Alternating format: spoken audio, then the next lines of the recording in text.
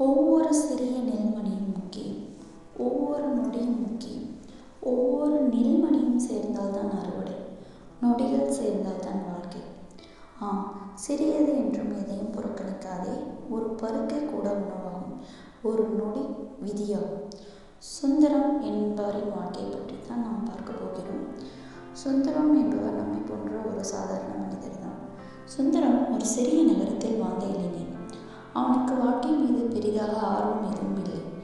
நாளைக்கு பார்த்துக்கலாம், இன்னொரு நாளில் செய்யலாம் என்பதே அவன் வழக்கம். காலை எழுவதில் தாமதம், வேலையை ஊற்றி வைத்தல், உணவு வந்தால் பாதி சாப்பிட்டு மீதி குப்பையில் போடுதல், இதெல்லாம் அவனுக்கு சாதாரணமாகிவிட்டது. ஒரு நாள் அவன் தாயார் சொன்னார், சுந்தரம், காலத்தையும் உணவையும் இப்படி வீணடிக்காதே. அவன் சிரித்தான். அம்மா, இதெல்லாம் சின்ன விஷயம், நேரம் போனால் போகட்டும், சாப்பாடு இல்லை என்றால் மீண்டும் சமைக்கலாம். ஒரு வாரத்திற்கு பிறகு சுந்தரத்தை அவன் ஊருக்கு செல்ல அவர் தாயார் கூறினார். ஒரு கிராம திருவிழாவுக்காக அவனை அனுப்பினார்கள். அங்கு அவன் தங்கினான். ஒரு வயதான விவசாயி ராமசாமி வீட்டில். காலை 5 மணிக்கே ராமசாமி எழுந்தார்.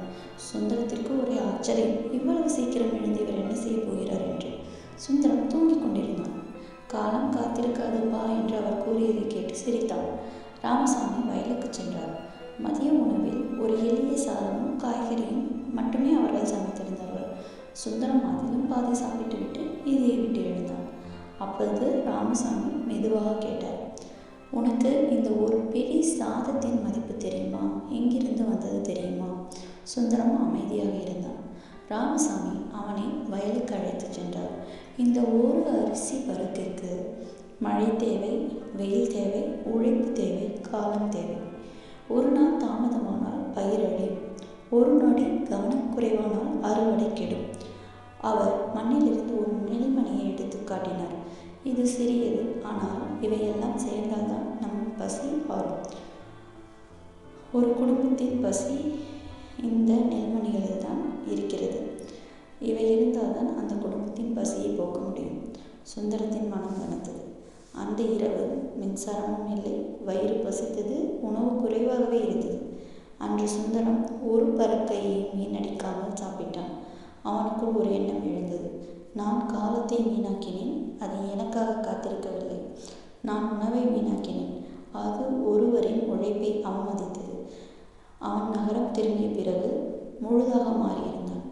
காலையில் நேரத்திற்கு எழுந்தான், வேலைகளை தள்ளி போடவில்லை, உணவை மதித்தான். அவள் வாழ்க்கை மிகவும் சிறப்பாக ஒழுங்காக மாறியது. இதிலிருந்து நாம் கற்றுக்கொள்ள வேண்டியது, உணவை வீணடிப்பது என்பது சாதாரண விஷயம்தான். ஆனால் வீணடிக்கும் நாம் உணவை உற்பத்தி செய்ய விவசாயிகள் எடுத்துக்கொள்ளும் காலம் மிக அதிகம். நாம் ஒவ்வொருவரின் உழைப்பையும் மதித்தால் எதையும் வீணடிக்க மாட்டோம் என்பதை இக்கதையின் மூலம் நாம் தெரிந்து கொள்ள வேண்டியது. காலத்தையும் உணவையும் வீணடிப்பது மிகவும் மோசமான செயல். அதை நாம் எப்போதும் செய்துவிடவே கூடாது என்பதற்காகவே இந்த பதிவு. நன்றி, வணக்கம்.